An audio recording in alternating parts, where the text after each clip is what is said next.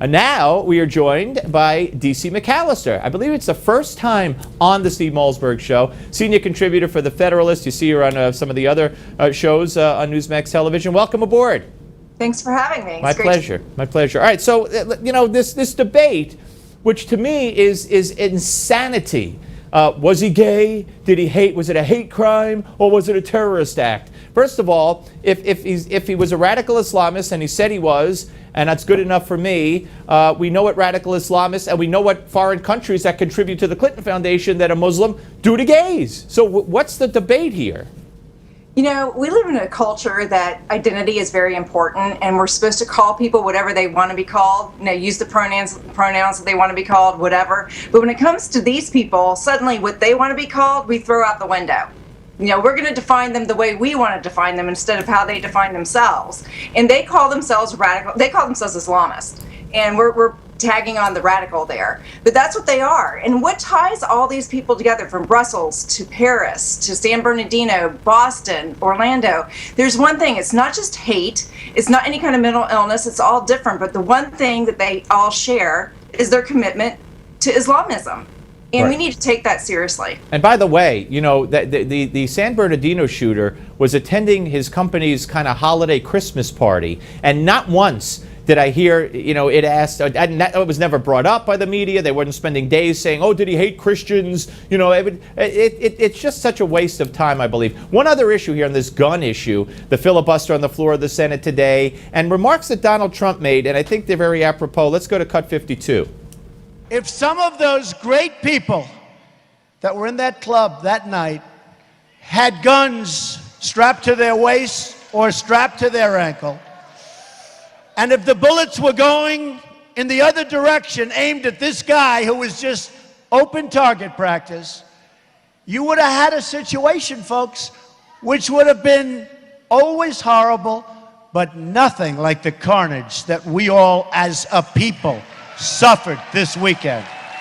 Eyewitnesses have said at one point his gun jammed and he was upset, but then he said, I got plenty of time. We know he took time out to make phone calls, multiple phone calls during the shooting, and Trump is absolutely right. If somebody or a couple of people or a certain percentage in there were law-abiding, gun-carrying citizens, someone could have taken this guy out. Let's face it, gun-free zones are kill zones. And that's what this was. They weren't able to defend themselves. And that's the Second Amendment right we have, to defend ourselves. And they weren't able to do it. And it's tragic that they weren't able to do it. And that's why more gun control is not going to protect Americans. More gun control is not going to stop the terrorists. They're going to be able to get their guns because they're motivated. They're highly motivated to do what they want to do. And they've been called to do it throughout the world.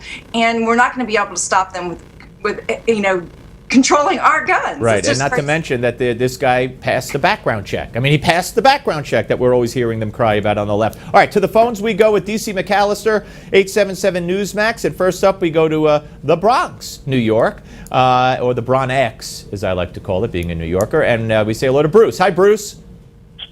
Hi, Steve. How you doing? Good, sir. What's up?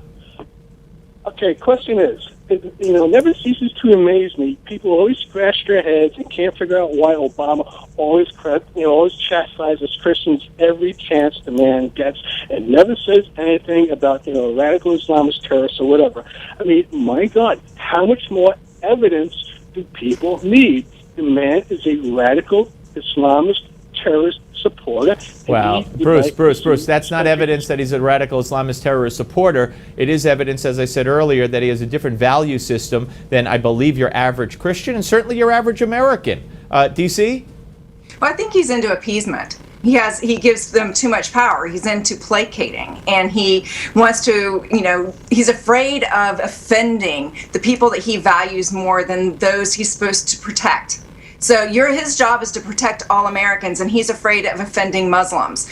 He's got it wrong. He needs to protect Americans and target the enemy the way that, according to what they're called, and he isn't doing his job. Yep, and of course you throw in his deal with Israel and his support, the harsh words he's had for them and the lack of harsh words for Palestinian terror. When the 5 rabbis were hacked to death in the synagogue, 3 of them Americans, about a year ago, he just basically sat in the Oval Office and shrugged. There's no passion in him when people are slaughtered by terrorists, except on rare occasions. Thank you, Bruce. Let's go to Pete from Daytona Beach, Florida. Hey, Pete. Steve, how you doing today, man? Good, sir. Thank you. This is the best show you've had ever. All right. Well, see, Finally DC, you picked a good addressing show, what's DC, to come on to make your debut. Go ahead, sir. What can I do? Finally getting all this stuff out about Obama. I feel he's a Muslim. He never would have been elected president if he didn't renounce his Muslimship and preach Christianity. Well, let me stop you he's there, a Pete. Let me Muslim. stop you there, Pete. He didn't renounce his Muslimship at all. I mean, as you put it, the word is that he joined the church in Chicago not because he was a devout Christian or even wanted to join a church, but he needed street cred. That was a former MSNBC contributor. I can't remember his name. Who wrote the book. He had unfettered access to Obama during his campaigns, a liberal, who said that in his book, that he needed street cred, and that's why he joined the Reverend Wright's church. But he never denounced his Muslimness, as you put it. He never, trashed Islam. He just has presented himself as a Christian, which, again, I'll give him that benefit of a doubt. Well, I think you're kind of giving him too much credit there, Steve. And, in the Quran with these Muslims, if you're an infidel, you're the enemy. And then also, they preach taking over the world. That kind of reminds me of Hitler in World War II. I'm not denying that, Pete. DC, you want to weigh in on this whole thing that, Trump's kind of stepped in the other day with his remarks that there's something going on here? Well, there's definitely a sympathy that Obama has for the Muslim culture. I mean, that would make sense because that's his heritage. And he's brought that into the White House. And again, he's afraid of offending all of these Muslims instead of doing what he needs to do. He doesn't realize that there are moderate Muslims who are being killed by these people. They understand who the real enemy is, and we need to join forces with other Muslims against the radical Islamist. But he is just so unwilling to name them because he lives in fear of offending the people that he sympathizes with. All right, I appreciate the call, sir. Thank you. And DC, great to see you. I hope you'll come back. I will. Thank you. All right, thank you. DC McAllister, folks. All right, in the next segment, Stephen Kuntz, ladies and gentlemen. The man is a prolific, best-selling author, and he has a brand new book. Ironically enough, it's called Liberty's Last Stand. And I want to ask him, we did this interview earlier, I asked him about the title, how prolific it is, and are we really facing Liberty's last stand as we deal with these terrorist acts and the tragedy, the terrorist attack that took place in Orlando. Plus, give me 5, you won't believe what Anderson Cooper did on CNN. You won't believe it.